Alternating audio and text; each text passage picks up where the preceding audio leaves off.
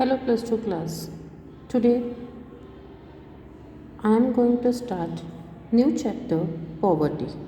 First thing is what is poverty and who are the poor? Poverty, it is inability to fulfill the basic requirements of life. Minimum requirements we are having food, clothing, housing education and health facilities. ਅਗਰ ਕੋਈ ਇਹਨਾਂ minimum needs ਨੂੰ fulfil ਨਹੀਂ ਕਰ ਰਿਹਾ ਤਾਂ it means ਉਹ suffering ਅਤੇ ਪੇਨ ਦੇ ਵਿੱਚੋਂ ਪਾਸ ਆਊਟ ਹੋ ਰਿਹਾ, ਗੁਜ਼ਰ ਰਿਹਾ ਹੈਗਾ। ਤਾਂ ਉਹਦੇ ਨਾਲ ਉਹਦੀ ਹੈਲਥ ਅਤੇ ਐਫੀਸ਼ੀਐਂਸੀ ਦੋਨਾਂ ਦੀ ਲੋਸ ਹੋ ਰਿਹਾ ਹੈਗਾ। It means that person is known as a poor.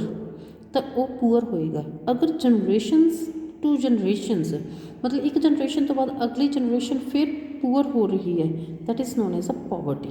Means ਉਹ ਗਰੀਬੀ ਦੇ ਵਿੱਚ ਹੀ ਹੈ। ਅਤੇ ਔਰ ਪੋਵਰਟੀ ਕੀ ਹੈ, ਉਹ ਆਪਣੇ ਆਪ ਨੂੰ ਮਲਟੀਪਲਾਈ ਕਰਦੀ ਹੈ ਹਮੇਸ਼ਾ। ਪੋਵਰਟੀ ਰਿਡਿਊਸ ਨਹੀਂ ਹੁੰਦੀ, ਪੋਵਰਟੀ ਆਲਵੇਜ਼ ਗਰੋ ਅਪ ਹੁੰਦੀ ਹੈ। ਰੈਲੇਟਿਵ ਪੋਵਰਟੀ ਸਾਡੇ ਕੋਲ 2 ਟਰਮਸ ਆਉਂਦੀਆਂ ਗਈਆਂ, 2 ਵੇਰੀਐਂਟਸ ਆਉਂਦੇ ਆ ਪੋਵਰਟੀ ਦੇ। First is a relative poverty and other is absolute poverty. First is relative poverty. Relative poverty means ਜਦੋਂ ਅਸੀਂ ਡਿਫਰੈਂਟ ਰਿਲੀਜਨਸ, ਕਲਾਸਿਸ ਜਾਂ ਕੰਟਰੀਜ਼ ਨੂੰ ਇੱਕ ਦੂਸਰੇ ਦੇ ਨਾਲ ਰਿਲੇਟ ਕਰਦੇ ਹਾਂ, that is known as a relative poverty. Example ਅਸੀਂ ਲੈ ਸਕਦੇ ਹਾਂ ਕਿ ਇੱਕ ਪਰਸਨ ਹੈ, ਉਹਦੀ ਇਨਕਮ 50,000 ਹੈ, ਦੂਸਰੇ ਦੀ 20,000 ਹੈ। 20,000 per month it's not very ਲੈਸ ਕਿ ਅਸੀਂ ਉਹਨੂੰ ਪੂਅਰ ਕਹਿ ਦਈਏ, but as compared to the person who is earning 50,000 per month ਤਾਂ ਉਹਦੇ ਨਾਲੋਂ ਤਾਂ ਉਹਦੀ ਘੱਟ ਹੈ। ਦੈਟਸ ਵਾਈ ਅਸੀਂ ਉਸ ਪਰਸਨ ਨੂੰ ਕੀ ਬੋਲਦੇ ਹਾਂਗੇ, ਰੈਲੇਟਿਵ ਪੂਅਰ। ਸਿਮਿਲਰਲੀ ਅਸੀਂ ਇੱਕ ਪਰਸਨ ਦਾ ਲਿਆ, ਅਗਰ ਸਾਡੇ ਕੋਲ ਕੰਟਰੀਜ਼ ਨੂੰ ਅਸੀਂ ਉਹ ਕਰਦੇ ਆਂਗੇ ਪਰ ਹੈਡ ਇਨਕਮ ਦੇ ਬੇਸਿਸ ਦੇ ਉੱਤੇ, ਤਾਂ ਉਹ ਵਾਲੇ ਲੋਕ ਜਿਨ੍ਹਾਂ ਦਾ ਸਟੈਂਡਰਡ ਆਫ ਲਿਵਿੰਗ ਡਾਊਨ ਹੈ as compare to the high standard of living countries, ਤਾਂ ਉਹਨੂੰ ਅਸੀਂ ਰੈਲੇਟਿਵ ਪੋਵਰਟੀ ਦੇ ਵਿੱਚ ਕੰਸੀਡਰ ਕਰਾਂਗੇ। And absolute poverty means ਜਦੋਂ ਵੀ ਅਸੀਂ ਕੰਸੈਪਟ ਲੈਂਦੇ ਹੈਗੇ ਪੋਵਰਟੀ ਦਾ, ਅਸੀਂ ਯੂਜ਼ ਕਰਦੇ ਹੈਗੇ ਉੱਥੇ ਸਾਡੇ ਕੋਲ ਇੱਕ ਵਰਡ ਅਸੀਂ ਯੂਜ਼ ਕਰਦੇ ਹਾਂ, this is a cut off point. ਸਾਡੇ ਕੋਲ ਇੱਕ ਕੱਟ ਆਫ ਲਾਈਨ ਦਿੱਤੀ ਹੁੰਦੀ ਹੈ। ਅਗਰ ਕੋਈ ਪਰਸਨ ਉਸ ਤੋਂ ਨੀਚੇ ਸਪੈਂਡ ਕਰ ਰਿਹਾ ਹੈਗਾ ਜਾਂ ਉਸ ਤੋਂ ਨੀਚੇ ਉਹਦੀ ਮੰਥਲੀ ਇਨਕਮ ਆਉਂਦੀ ਹੈ, that person is considered as a poor. ਉਹਨੂੰ ਅਸੀਂ ਐਬਸਲਿਊਟ ਪੋਵਰਟੀ ਦੇ ਵਿੱਚ ਕੰਸੀਡਰ ਕਰਦੇ ਹੈਗੇ। ਕੱਟ ਆਫ ਲਾਈਨ ਜਿਹਨੂੰ ਅਸੀਂ ਪੋਵਰਟੀ ਲਾਈਨ ਕਹਿੰਦੇ ਹਾਂ। Here they have given consumption on the basis of the consumption. ਇੱਕ ਅਗਰ ਰੂਰਲ ਏਰੀਆਜ਼ ਦੇ ਵਿੱਚ ਕੋਈ ਪਰਸਨ ਸਪੈਂਡ ਕਰ ਰਿਹਾ less than 816 rupees and urban areas ਦੇ ਵਿੱਚ ਉਹਦੇ ਐਕਸਪੈਂਡੀਚਰ ਆਉਂਦਾ ਹੈ 1000 ਪਰ ਮੰਥ, ਅਗਰ ਉਸ ਤੋਂ ਨੀਚੇ ਆਉਂਦਾ then it is under the poverty line। अगर poverty line ਦੇ ਨੀਚੇ ਹੈ then that person is considered as a absolute poor। 2011-12 ਦੇ ਅਕੋਰਡਿੰਗ ਸਾਡੀ ਜਿਹੜੀ poverty ਹੈ ਇਟਸ 21.9% ਇੰਡੀਆ ਦੇ ਵਿੱਚ। then what is a poverty line? already we have discussed poverty line ਇੱਕ ਕੱਟ ਆਫ ਲਾਈਨ ਹੁੰਦੀ ਹੈਗੀ ਜਿਹੜੀ ਪੂਅਰ ਅਤੇ ਨਾਨ ਪੂਅਰ ਦੇ ਵਿੱਚ ਡਿਫਰੈਂਸ਼ੀਏਟ ਕਰਦੀ ਹੈਗੀ। like here they have given one illustration just to illustrate कि 1500 पर मंथ अगर असी कट ऑफ लाइन लैके चलते हैं कि 1500 रुपये है, अगर कोई परसन उस तो ज़्यादा अर्न कर रहा है तो नॉन पूअर होएगा, अगर घट अर्न कर रहा है तो वो पूअर होएगा। फिर साढ़े को आंदा head count ratio. It refers to the measurement of poverty in the terms of number of persons below poverty line. Poverty line तो किन्ने लोग घट आते हैं। पॉवर्टी लाइन साढ़े को कट ऑफ लाइन आती है, उस तो नीचे जिन्ने भी परसनस उन्होंने इंडिविजुअल कंजम्पशन एक्सपेंडिचर अगर उस तो घट आता दैट इज़ कॉल्ड पर हैड काउंट रेशियो। साढ़े को हैड काउंट रेशियो आती है कि पर परसन असी कंसीडर करना ना कि असी पूरी फैमिली में। तो this is indicator of the absolute poverty. Should the poverty line cut off line be determined in the terms of income or in terms of consumption? Income ਅਤੇ ਕੰਜ਼ੰਪਸ਼ਨ ਦੋਨੋਂ ਟਰਮ ਦੇ ਵਿੱਚ ਹੋ ਸਕਦੀ ਹੈ, ਬਟ ਅਗਰ ਅਸੀਂ ਕੰਜ਼ੰਪਸ਼ਨ ਦੀ term ਦੇ ਵਿੱਚ ਲੈਂਦੇ ਹਾਂ ਤਾਂ ਇਹ ਸਾਡੇ ਕੋਲ ਜ਼ਿਆਦਾ ਵਧੀਆ ਪੈਰਾਮੀਟਰ ਆਉਂਦਾ ਹੈ, ਕਿਉਂਕਿ ਕੋਈ ਪਰਸਨ ਕਿੰਨਾ ਕੰਜ਼ਿਊਮ ਕਰ ਰਿਹਾ, ਉਹਦੀ ਕੰਜ਼ੰਪਸ਼ਨ ਕਿੰਨੀ ਹੈ, ਉਹਦੇ ਤੋਂ ਅਸੀਂ ਰਿਫਲੈਕਟ ਕਰ ਸਕਦੇ ਕਿ ਇਹ ਪੂਅਰ ਹੈ ਕਿ ਨਾਨ ਪੂਅਰ ਹੈ। How poverty line is fixed in India? कुछ प्रोसीजरल डिटेल्स इन्होंने दित्तियां हुई हैं। फर्स्ट कि असी ਜਦੋਂ भी कट ऑफ लाइन की गल करते हैं कि कंजम्पशन किन्ना है तो उन्होंने एस्टीमेट करते हैं प्राइवेट कंजम्पशन कि private not of the firms असी प्राइवेट कंजम्पशन एक्सपेंडिचर देखते हैं कि किन्ना है। प्राइवेट कंजम्पशन एक्सपेंडिचर दे विच फूड आइटम्स जिहड़ियां हैगियां ते नॉन फूड आइटम्स दोनों को कंसीडर किया जाता है। फूड आइटम्स जो भी सानू कैलोरीज प्रोवाइड करदियां हैगियां एंड नॉन फूड आइटम्स साडा जिहड़ा लिविंग स्टैंडर्ड है उन्होंने शो करदियां हैगियां। Then frequencies are recorded against each class interval असी लैके चलते फिर उन्होंने कंसीडर करते हैं कि साढ़े को had finally had count ratio होंगे कि किन्ने परसेंट पुअर है किन्ने नॉन पुअर है। मीनस पर परसन असी देखते हैं कि फैमिलीज़ को कंसीडर नहीं करते कि फैमिली इनकम की आती है, असी परसनल एक्सपैंडिचर है जोड़ा उसनों कंसीडर करते हैं। असी फिक्सेशन है जी कैलोरी नॉर्म्स के भी कर सकते हैं because person who are living in the rural area उन्हों का हार्डवर्क ज़्यादा होंगे सो उन्होंने जी कैलोरीज है उन्होंने ज़्यादा रिक्वायरमेंट होंगी है as compare to the person working in the urban areas because उत्थे स्मार्ट वर्क होंगे हार्डवर्क नहीं होंगे खेतों वाला काम नहीं होंगे उत्थे दैट्स वाई उन्होंने 2045 कैलोरीज चाहिए अर्बन एरियाज के एंड रूरल एरियाज के they require 2435 calories. Trend of poverty in India, number and percentage, they have shown the trends कि साढ़े को किस ईयर दे विच कितनी पॉवर्टी है विद द स्टार्टिंग दे विच साढ़े को जो 5 ईयर प्लान्स नू स्टार्ट किया है तो साड़ी पॉवर्टी है जी शूट अप करती गई अप टू द साढ़े को 1979-80 तक हाईएस्ट सी 48%, इस तो ज़्यादा कदे नहीं होएगी। फिर उस तो बाद डिकलाइन आता गया टिल 2000, फिर उस तो बाद एक बारी फिर इनक्रीज़ हुई दैन अगेन ये डिक्रीज़ होंदी गई ये कोल साढ़े कोल कितनी आ गई नाउ इट्स 21.9%। 2000 तो बाद साढ़े कोल 2004-5 दे विच असी कहने हैं कि शूटअप कर गई। यदा मतलब ये नहीं कि एक्चुअल दे विच पॉवर्टी इनक्रीज़ हुई सी, असी पॉवर्टी का जिहड़ा डिटर्मीनेशन मैथड है वो चेंज करता सी बिकॉज ऑफ दैट जी साड़ी पॉवर्टी है वो इनक्रीज़ होनी स्टार्ट हो गई सी। Then here it is given inter state comparison, inter state different states के विच डिफरेंट साढ़े कोल पॉवर्टी आती है। अगर असी हाईएस्ट पॉवर्टी दे विच जो भी साढ़े कोल स्टेट्स आंदियां हैगियां डिफरेंट स्टेट्स की डिफरेंट होएगी। Firstly they have given highest जी poverty rates in UP, Bihar, Orissa, Chhattisgarh, Jharkhand, Manipur, Assam and Madhya Pradesh. 29% जी पॉपूलेशन है यूपी दे विच है, 33% पॉपूलेशन बिहार की है, 32% उड़ीसा, 31% मध्य प्रदेश। दैन पंजाब दे विच सिर्फ 8.3% पॉपूलेशन है जी बिलो पॉवर्टी है which is very less as compare to our national average aggregate poverty जो आती है। दैन हरियाणा दे विच 11.2, this is also less and Rajasthan 14.7। They have given the trends in the rural as well as urban areas with the passes of the time. कुछ periods है जिथे साढ़े को रूरल एरियाज के विच असीं ज़्यादा देख रहे हैं कि poverty is more as compare to the urban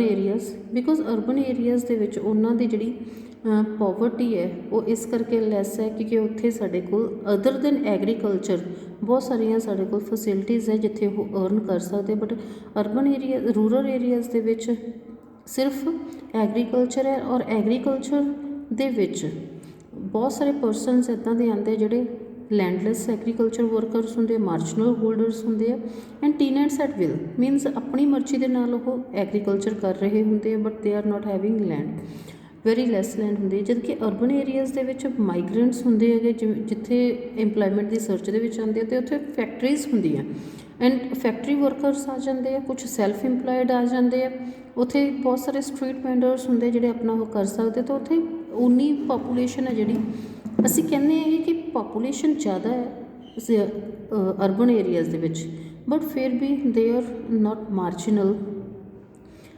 then next is our defining and redefining the poverty line. Poverty line ਹੈ ਜਿਹੜੀ ਅਸੀਂ ਕੋਈ ਇੱਕ ਸਟੈਂਡਰਡ ਨਹੀਂ ਲੈ ਕੇ ਚੱਲਦੇ ਗਏ। Already we have discussed that 2000 ਤੋਂ ਬਾਅਦ 2004-5 ਦੇ ਵਿੱਚ ਅਸੀਂ ਆਪਣੀ ਪੋਵਰਟੀ ਜਿਹੜੀ ਹੈਗੀ ਪੋਵਰਟੀ ਰੇਸ਼ੀਓ ਹੈ ਜਾਂ ਪੋਵਰਟੀ ਲਾਈਨ ਇਹਨੂੰ ਰੀਡਿਫਾਈਨ ਕੀਤਾ ਸੀ। ਬਿਕੋਜ਼ ਆਫ ਦੈਟ ਸਾਡੇ ਕੋਲ ਮੋਰ ਪਰਸਨਸ ਹੈ ਤਾਂ time to time on the basis of needs of the country ਅਸੀਂ ਉਹਦੇ ਬੇਸਿਸ ਦੇ ਉੱਤੇ ਅਸੀਂ ਸਮ ਟਾਈਮ ਕੰਜ਼ੰਪਸ਼ਨ ਨੀਡਸ ਨੂੰ ਅਸੀਂ ਫੋਲੋ ਕਰਦੇ ਹੈਗੇ ਤਾਂ ਉਹਨਾਂ ਦੇ ਬੇਸਿਸ ਦੇ ਉੱਤੇ ਅਸੀਂ ਡਿਸਾਈਡ ਕਰਦੇ ਹੈਗੇ ਕਿ ਸਾਡੇ ਕੋਲ ਪੋਵਰਟੀ ਲਾਈਨ ਕੀ ਹੋਣੀ ਚਾਹੀਦੀ ਹੈਗੀ। ਤਾਂ ਅਸੀਂ ਇੱਥੇ ਇਹ ਨਹੀਂ ਕਹਿ ਸਕਦੇ ਕਿ ਸਾਡੇ ਕੋਲ ਪਰਮਾਨੈਂਟ ਅਸੀਂ ਇਸੇ ਚੀਜ਼ ਨੂੰ ਰੱਖਦੇ ਹਾਂ ਬਿਕੋਜ਼ ਪੋਵਰਟੀ ਲਾਈਨ ਹਮੇਸ਼ਾ ਕਦੇ ਘੱਟ ਕਦੇ ਜ਼ਿਆਦਾ ਰੀਡਿਫਾਈਨ ਹੁੰਦੀ ਰਹਿੰਦੀ ਹੈ। ਦੈਨ ਕਾਜ਼ਿਜ਼ ਆਫ ਪੋਵਰਟੀ, ਕਿਹੜੇ ਰੀਜ਼ਨਸ ਹੈ ਜਿਨ੍ਹਾਂ ਕਰਕੇ ਸਾਡੀ ਪੋਵਰਟੀ ਹੈ ਜਿਹੜੀ ਉਹ ਡੇ ਬਾਏ ਡੇ ਇਨਕਰੀਜ਼ ਹੋ ਰਹੀ ਹੈ। ਚਾਹੇ ਸਾਡੀ ਰੇਸ਼ੀਓ ਹੈ ਜਿਹੜੀ ਪਰਸੈਂਟੇਜ ਹੈ ਉਹ ਘੱਟ ਰਹੀ ਹੈ ਬਟ ਫਿਰ ਵੀ ਜਿਹੜੇ ਪੂਅਰ ਹੈ ਨੰਬਰ ਆਫ ਪੂਅਰ ਉਹ ਇਨਕਰੀਜ਼ ਹੋ ਰਹੇ ਹੈ। ਰੇਸ਼ੀਓ ਜਦੋਂ ਵੀ ਅਸੀਂ ਫਾਈਂਡ ਆਊਟ ਕਰਦੇ ਟੋਟਲ ਪੋਪੂਲੇਸ਼ਨ ਦੇ ਹਿਸਾਬ ਦੇ ਨਾਲ ਹੁੰਦੀ ਹੈ। ਪੋਪੂਲੇਸ਼ਨ ਇਨਕਰੀਜ਼ ਹੋ ਰਹੀ ਹੈ ਉਹਦੇ ਕੰਪੈਰੇਟਿਵਲੀ ਉਨੇ ਪੂਅਰ ਨਹੀਂ ਇਨਕਰੀਜ਼ ਹੋ ਰਹੇ ਹੈਗੇ। ਦੈਟਸ ਵਾਈ ਰੇਸ਼ੀਓ ਫਾਲ ਕਰ ਰਹੀ ਹੈ।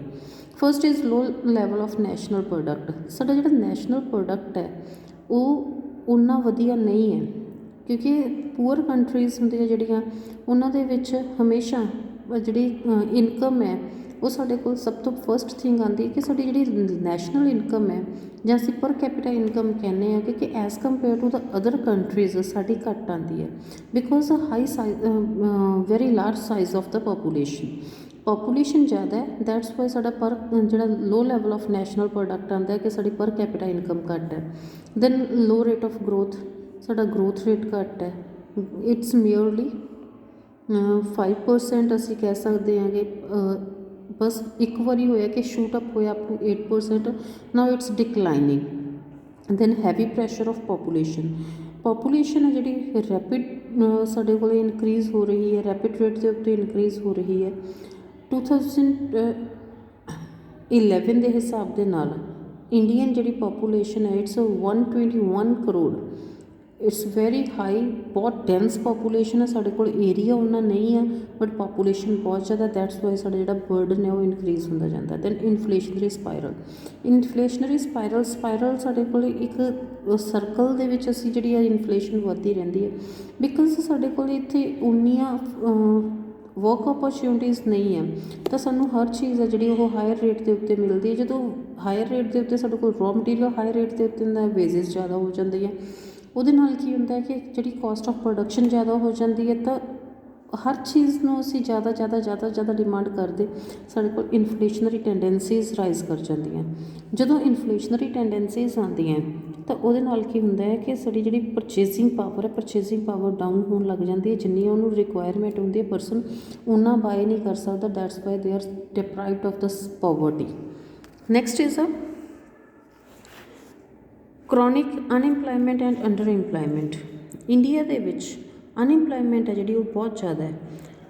ਉਹਦੇ ਲਈ ਸਾਡੇ ਕੋਲ ਕੋਈ ਡਿਫਰੈਂਟ ਸੋਲਿਊਸ਼ਨਸ ਨਹੀਂ ਆ। ਅਗਰ ਪਰਸਨ ਨੂੰ ਕੰਮ ਮਿਲਦਾ ਹੈ ਤਾਂ ਉਹ ਅਰਨ ਕਰ ਰਿਹਾ, ਉਹਦੀ ਇਨਕਮ ਵੱਧ ਰਹੀ ਹੈ। ਅਗਰ ਇਨਕਮ ਜ਼ਿਆਦਾ ਹੋ ਰਹੀ ਹੈ ਤਾਂ ਉਹ ਜ਼ਿਆਦਾ ਸਪੈਂਡ ਕਰ ਸਕਦਾ ਹੈ ਬਟ ਅਰਨਿੰਗਸ ਨਹੀਂ ਹੈ, ਇੰਪਲੋਇਮੈਂਟ ਓਪਰਚੁਨਿਟੀਜ਼ ਨਹੀਂ ਹੈ। ਦੈਟਸ ਵਾਈ ਉਹਦੀ ਜਿਹੜੀ ਪੋਵਰਟੀ ਹੈ ਉਹ ਇਨਕਰੀਜ਼ ਹੋ ਰਹੀ ਹੈ। ਕੈਪੀਟਲ ਡੈਫੀਸ਼ੀਐਂਸੀ ਉਹਦਾ ਸਭ ਤੋਂ ਮੇਨ ਰੀਜ਼ਨ ਕੀ ਆਉਂਦਾ ਹੈ ਕਿ ਪਹਿਲੀ ਚੀਜ਼ ਲੋਕਾਂ ਕੋਲ ਮਨੀ ਘੱਟ ਹੈ। ਜਦੋਂ ਮਨੀ ਘੱਟ ਹੁੰਦੀ ਹੈਗੀ ਤਾਂ ਸਾਡੀ ਜਿਹੜੀ ਪ੍ਰੋਡਕਸ਼ਨ ਕਪੈਸਿਟੀ ਘੱਟ ਹੋਏਗੀ, ਸਾਡਾ ਜਿਹੜਾ ਇੰਪਲੋਇਮੈਂਟ ਰੇਟ ਹੈ ਉਹ ਵੀ ਘੱਟ ਜਾਏਗਾ। ਦੈਨ ਉਹਦੇ ਨਾਲ ਪਾਵਰਟੀ ਜ਼ਿਆਦਾ ਹੋਏਗੀ। ਪਾਵਰਟੀ ਅਗੇਨ ਇਟ ਲੀਡਸ ਜਦੋਂ ਪੂਅਰ ਪੀਪਲ ਹੈ ਉਹ ਇਨਵੈਸਟ ਨਹੀਂ ਕਰ ਸਕਦੇ, they are not having capital to invest. Lack of able and efficient entrepreneurs. ਅਸੀਂ ਕਹਿੰਦੇ ਹਾਂ ਕਿ ਇੰਡੀਆ ਦੇ ਵਿੱਚ ਪੋਪੂਲੇਸ਼ਨ ਬਹੁਤ ਹੈ ਬਟ ਇੱਥੇ ਸਾਡੇ ਕੋਲ ਐਫੀਸ਼ੀਐਂਟ ਇੰਟਰਪ੍ਰੈਨਿਓਰਸ ਨਹੀਂ ਹੈ, ਸਕਿਲਡ ਇੰਟਰਪ੍ਰੈਨਿਓਰਸ ਨਹੀਂ ਹੈ ਜਿਹਦੇ ਕਰਕੇ ਕਿ ਅਸੀਂ ਆਪਣੀ GDP ਹੈ ਉਹਨੂੰ ਫਾਸਟ ਕਰ ਸਕੀਏ। ਇੱਥੇ ਜੋ ਵੀ ਉਹ ਹੁੰਦਾ ਹੈਗਾ ਅਗਰ ਕੋਈ ਪਰਸਨ ਕੰਮ ਕਰਨ ਦੀ ਕੋਸ਼ਿਸ਼ ਕਰਦਾ because of the lack of the efficient entrepreneur ਤਾਂ ਉਹ ਅਸੀਂ ਉਹਨੂੰ ਉਨੀ ਵਧੀਆ ਤਰੀਕੇ ਦੇ ਨਾਲ ਉਹਨਾਂ ਕੋਸਟ ਐਫੀਸ਼ੀਐਂਟਲੀ ਨਹੀਂ ਕਰ ਸਕਦੇ। ਆਊਟਡੇਟਡ ਸੋਸ਼ਲ ਇੰਸਟੀਟਿਊਸ਼ਨਸ ਬਹੁਤ ਸਾਰੇ ਇੱਥੇ ਸਾਡੇ ਕੋਲ ਇੱਦਾਂ ਦੇ ਹੈਗੇ ਜਿੱਥੇ ਕਾਸਟ ਸਿਸਟਮ ਆਉਂਦਾ ਜਾਂ ਜੁਆਇੰਟ ਫੈਮਿਲੀ ਸਿਸਟਮ ਆਉਂਦਾ ਜਿਹਦੇ ਵਿੱਚ ਇਹ ਕਿਹਾ ਜਾਂਦਾ ਕਿ ਮੇਲ ਅਰਨ ਕਰੇਗਾ, ਫੀਮੇਲ ਦੀ ਅਰਨ ਕਰਨ ਜਾਏਗੀ ਤਾਂ ਉਹਦੇ ਨਾਲ ਉਹ ਪਰਸਨ ਜਦੋਂ ਦੋਨੋਂ ਮੈਂਬਰਸ ਆ ਜਿਹੜੇ ਉਹ ਅਰਨ ਨਹੀਂ ਕਰ ਰਹੇ ਤਾਂ ਡੈਫੀਨੇਟਲੀ ਉਹਨਾਂ ਦੀ ਜਿਹੜੀ ਇਨਕਮ ਹੈ ਉਹ ਘੱਟ ਹੋਏਗੀ। ਜਾਂ ਸਮਟਾਈਮਸ ਆਊਟਡੇਟਡ ਸੋਸ਼ਲ ਇੰਸਟੀਟਿਊਸ਼ਨਸ ਦੇ ਵਿੱਚ ਬੇਸਿਕਲੀ ਅਸੀਂ ਲੈ ਕੇ ਚੱਲਦੇ ਜਿਵੇਂ ਪੰਜਾਬ ਦੇ ਵਿੱਚ ਹੈ, ਜ਼ਿਆਦਾਤਰ ਜੱਟ ਫੈਮਲੀਜ਼ ਹੁੰਦੀਆਂ, ਉਹਨਾਂ ਦੇ ਕੋਲ ਆਪਣੇ ਕੋਲ ਆਪਣੀ ਐਗਰੀਕਲਚਰ ਲੈਂਡ ਹੁੰਦੀ ਹੈ। If anybody is not having agriculture land, ਜਿਹਨੂੰ ਅਸੀਂ ਵਿਦਆਊਟ ਲੈਂਡ ਸਾਡੇ ਕੋਲ ਫਾਰਮਰਸ ਆ ਜਾਂਦੇ ਹੈਗੇ, ਅਗਰ ਉਹਦੇ ਕੋਲ ਵੈਰੀ ਲੈਸ ਜਾਂ ਅਸੀਂ ਬਿਲਕੁਲ ਹੀ ਲੈਂਡ ਨਹੀਂ ਆ, ਅਗਰ ਉਹ ਕਿਸੇ ਪਰਸਨ ਕਿਤੇ ਕੰਮ ਕਰਨ ਚਾਹੁੰਦਾ ਹੈ ਤਾਂ ਹਮੇਸ਼ਾ ਇਹੀ ਕਿਹਾ ਜਾਂਦਾ ਜੱਟਾਂ ਦਾ ਹੋ ਕੇ ਦਿਹਾੜੀਆਂ ਕਰੇਗਾ।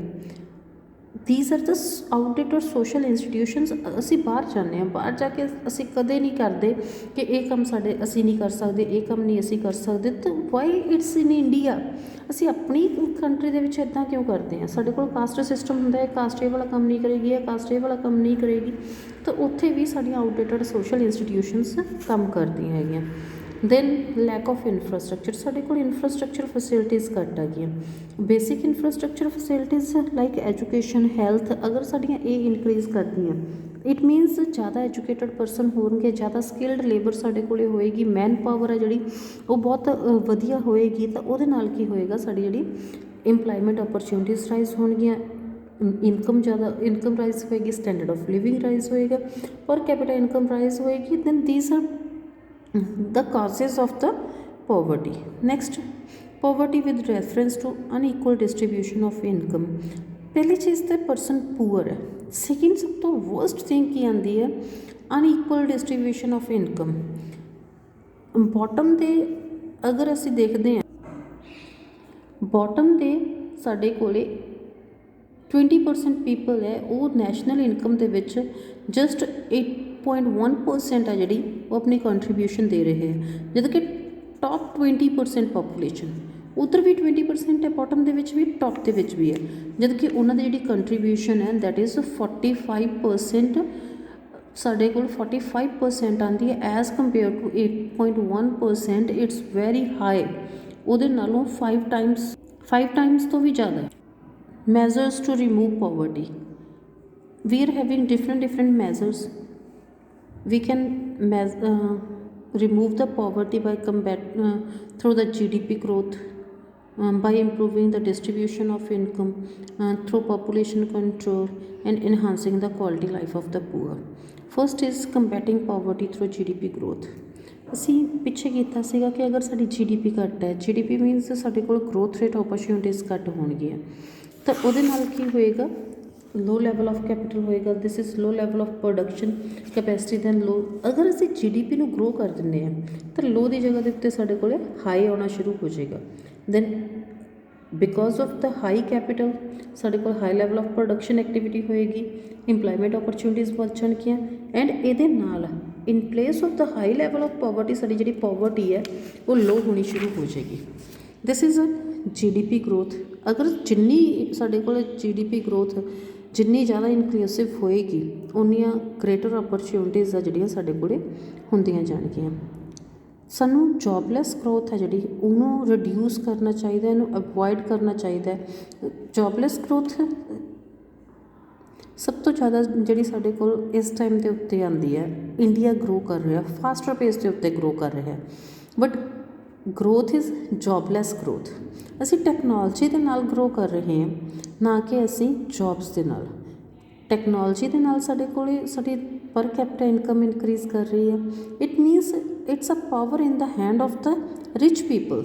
ਜਿਨ੍ਹਾਂ ਕੋਲ ਟੈਕਨੋਲੋਜੀ ਕਿਹਨਾਂ ਕੋਲ ਹੋਏਗੀ, ਜਿਨ੍ਹਾਂ ਕੋਲ ਮਨੀ ਹੋਏਗੀ, ਰਿਚ ਹੋਣਗੇ, ਤਾਂ ਜਿਹੜੇ ਜੋਬਲੈਸ ਪਰਸਨਸ ਆ ਜਾਂਦੇ ਆ ਜਿੱਥੇ ਉਹਨਾਂ ਨੂੰ ਇਨ ਪਲੇਸ ਆਫ ਦੀ, ਕਿਉਂਕਿ ਇੰਡੀਆ ਦੇ ਵਿੱਚ ਮੈਨ ਪਾਵਰ ਬਹੁਤ ਹੈ, ਮੈਨ ਪਾਵਰ ਨੂੰ ਯੂਟੀਲਾਈਜ਼ ਕਰਨ ਦੀ ਜਗ੍ਹਾ 'ਤੇ ਅਗਰ ਅਸੀਂ ਕੈਪੀਟਲ ਇੰਟੈਂਸਿਵ ਟੈਕਨੀਕਸ ਆ ਜਿਹੜੀਆਂ ਉਹਨਾਂ ਨੂੰ ਯੂਜ਼ ਕਰ ਰਹੇ ਹਾਂ, ਮੀਨਸ ਟੈਕਨੋਲੋਜੀ ਨੂੰ ਯੂਜ਼ ਕਰ ਰਹੇ ਹਾਂ, ਤਾਂ ਉਹਦੇ ਨਾਲ ਸਾਡੇ ਕੋਲ ਗਰੋਥ ਤਾਂ ਹੋਏਗੀ ਬਟ ਜੋਬਲੈਸ ਗਰੋਥ ਹੋਏਗੀ।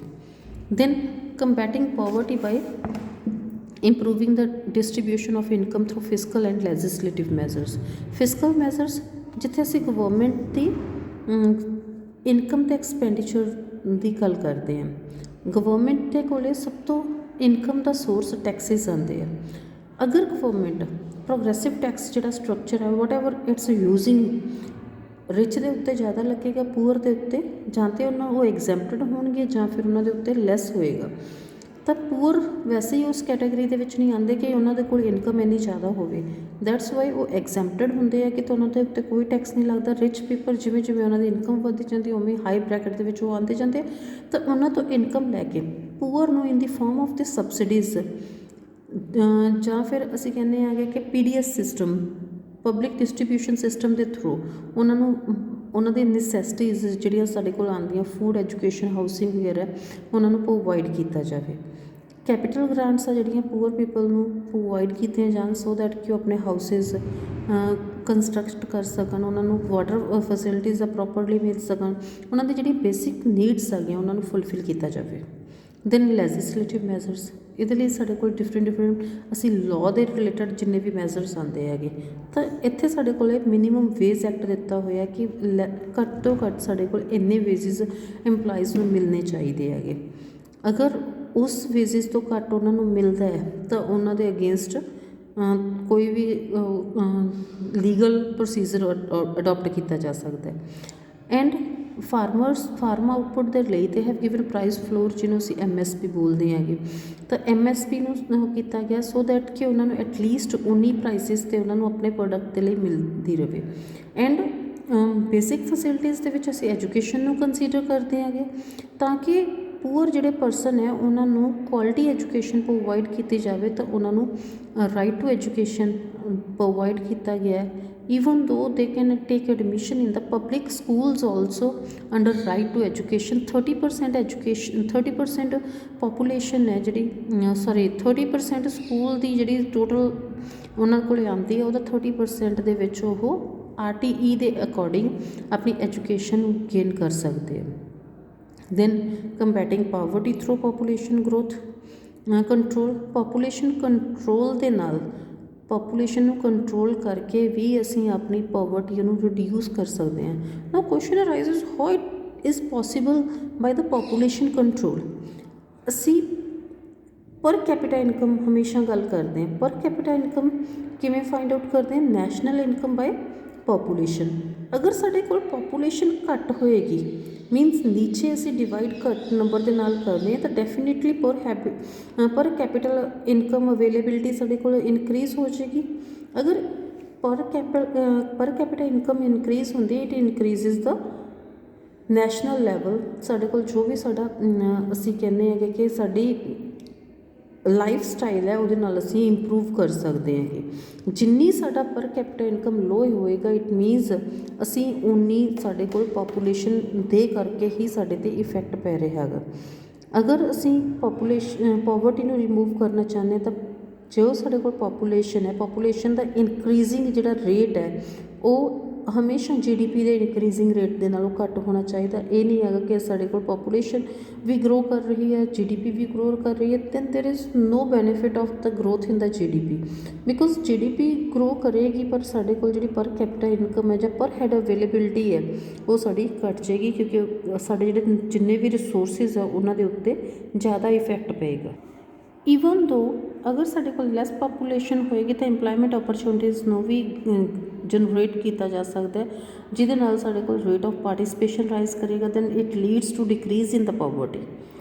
Other measures enhancing quality life of the poor, first is development of agriculture. Because ਸਾਨੂੰ ਪਤਾ ਹੈ ਕਿ ਸਭ ਤੋਂ ਜ਼ਿਆਦਾ ਜਿਹੜੀ ਸਾਡੇ ਕੋਲ ਮੇਜਰ ਰੂਰਲ ਏਰੀਆਜ਼ ਦੇ ਵਿੱਚ ਪਾਪੂਲੇਸ਼ਨ ਹੈ that is depend upon the agriculture. ਤਾਂ ਐਗਰੀਕਲਚਰ ਨੂੰ ਵੀ ਇੰਪਰੂਵ ਕੀਤਾ ਜਾਣਾ ਜ਼ਰੂਰੀ ਹੈ। ਉੱਥੇ ਮਾਡਰਨ ਅਤੇ ਮੈਕਨਾਈਜ਼ਡ ਵੇਜ਼ ਨੂੰ ਅਡੋਪਟ ਕੀਤਾ ਜਾਣਾ ਚਾਹੀਦਾ। Better seeds, means of irrigation, chemical fertilisers use ਕੀਤੇ ਜਾਣੇ ਚਾਹੀਦੇ। ਫਾਰਮਰਸ ਨੂੰ ਫਾਈਨੈਂਸ਼ੀਅਲ ਅਸਿਸਟੈਂਸ ਪ੍ਰੋਵਾਈਡ ਕੀਤੀ ਜਾਣੀ। ਇਨ ਕੇਸ ਅਗਰ ਉਹਨਾਂ ਕੋਲ ਪ੍ਰੋਪਰ ਮੀਨਸ ਨਹੀਂ ਹੈ ਤਾਂ ਉਹਨਾਂ ਨੂੰ ਸਬਸਿਡਾਈਜ਼ਡ ਰੇਟ ਦੇ ਉੱਤੇ ਉਹ ਵਾਲੇ ਮੀਨਸ ਪ੍ਰੋਵਾਈਡ ਕੀਤੇ ਜਾਣੇ ਚਾਹੀਦੇ ਹੈ। ਦੈਨ ਸਟੇਬਿਲਿਟੀ ਇਨ ਦਾ ਪ੍ਰਾਈਸ ਲੈਵਲ। ਅਗਰ ਸਾਡਾ ਪ੍ਰਾਈਸ ਲੈਵਲ ਸਟੇਬਲ ਰਹਿੰਦਾ ਤਾਂ ਸਾਡੀ ਜਿਹੜੀ ਪਾਵਰਟੀ ਹੈ ਉਹ ਰਿਡਿਊਸ ਹੋਏਗੀ, ਬਿਕੋਜ਼ ਉਹਨਾਂ ਦੇ ਕੋਲ ਪਰਚੇਜ਼ਿੰਗ ਪਾਵਰ ਹੈ ਉਹ ਜ਼ਿਆਦਾ ਹੋਏਗੀ। ਦੈਨ ਇਰੈਡੀਕੇਸ਼ਨ ਆਫ ਅਨਇੰਪਲਾਇਮੈਂਟ ਨੂੰ ਖਤਮ ਕੀਤਾ ਜਾਵੇ, ਇੰਪਲਾਇਮੈਂਟ ਓਪਰਚੁਨਿਟੀਜ਼ ਰਾਈਜ਼ ਕੀਤੀਆਂ ਜਾਣ। ਈਵਨ ਦੋ ਸਕੂਲ ਕਾਲਜਿਸ ਦੇ ਵਿੱਚ ਵੋਕੇਸ਼ਨਲ ਐਜੂਕੇਸ਼ਨ ਹੈ ਜਿਹੜੀ ਉਹਨੂੰ ਪ੍ਰਾਇਓਰਟੀ ਦਿੱਤੀ ਜਾਵੇ। ਵੋਕੇਸ਼ਨਲ ਐਜੂਕੇਸ਼ਨ ਨੂੰ ਵੋਕੇਸ਼ਨਲਾਈਜ਼ ਕੀਤਾ ਕਿ ਅਗਰ ਕੋਈ ਪਰਸਨ ਅਗਰ ਉਹਨੂੰ ਜੋਬ ਨਹੀਂ ਮਿਲਦੀ ਤਾਂ ਉਹ ਸੈਲਫ ਇੰਪਲਾਇਮੈਂਟ ਓਪਰਚੁਨਿਟੀਜ਼ ਨੂੰ ਜਨਰੇਟ ਕਰ ਸਕੇ। Then labour intensive technique of production, ਸਾਡੇ ਕੋਲ ਅਸੀਂ GDP ਤਾਂ ਰਾਈਜ਼ ਕਰ ਰਹੇ ਹਾਂ but through the capital intensive technique. Instead of the capital intensive technique, it should be improved by the labor intensive technique. Provision for minimum needs of the poor, minimum needs ਜਿਵੇਂ drinking water ਹੋ ਗਿਆ, health ਹੋ ਗਿਆ, education ਹੈ, ਉਹਨਾਂ ਨੂੰ better facilities at low rate ਜਾਂ at the free of cost ਉਹਨਾਂ ਨੂੰ ਪ੍ਰੋਵਾਈਡ ਕੀਤੀਆਂ ਜਾਣ। ਅਗਰ ਅਸੀਂ ਦੇਖੀਏ ਤਾਂ ਜਿਵੇਂ ਸਾਡੇ ਕੋਲ ਸਿਵਲ ਹੌਸਪੀਟਲਸ ਆਉਂਦੇ ਹੈਗੇ, ਸਰਕਾਰੀ ਹਸਪਤਾਲ, ਤਾਂ ਉੱਥੇ ਵੈਰੀ ਲੈਸ ਰੇਟ ਦੇ ਉੱਤੇ ਉਹਨਾਂ ਨੂੰ ਸਰਵਿਸਿਜ਼ ਪ੍ਰੋਵਾਈਡ ਕੀਤੀਆਂ ਜਾਂਦੀਆਂ, ਚਾਹੇ ਉਹ ਪੂਅਰ ਹੈ ਚਾਹੇ ਉਹ ਰਿਚ ਹੈ, ਸੋ ਦੈਟ ਕਿ ਅਫੋਰਡੇਬਲ ਸਰਵਿਸਿਜ਼ ਹੋਣ। ਬਿਕੋਜ਼ ਹੈਲਥ ਹੈ ਜਿਹੜੀ ਇਟਸ ਅ ਮੇਨ ਪਾਰਟ ਜਿੱਥੇ ਅਸੀਂ ਕੰਸੀਡਰ ਕਰਦੇ ਹਾਂ ਜਦੋਂ ਕਿ ਪੋਵਰਟੀ ਨੂੰ ਡਿਟਰਮਿਨ ਕਰ ਰਹੇ ਹੁੰਦੇ ਤਾਂ ਹੈਲਥ ਵੀ ਸਭ ਤੋਂ ਜ਼ਿਆਦਾ ਇੰਪੋਰਟੈਂਟ ਹੈ। ਬਿਕੋਜ਼ ਅਗਰ ਪਰਸਨ ਹੈਲਦੀ ਨਹੀਂ ਆ ਤਾਂ ਉਹ ਵਰਕ ਪ੍ਰੋਪਰਲੀ ਨਹੀਂ ਕਰ ਸਕਦਾ। ਸਿਮਿਲਰਲੀ ਐਜੂਕੇਸ਼ਨ ਵੀ ਪੋਵਰਟੀ ਨੂੰ ਰਿਮੂਵ ਕਰਨ ਦੇ ਲਈ ਸਭ ਤੋਂ ਬੈਟਰ ਰੋਲ ਪਲੇ ਕਰਦੀ ਹੈ।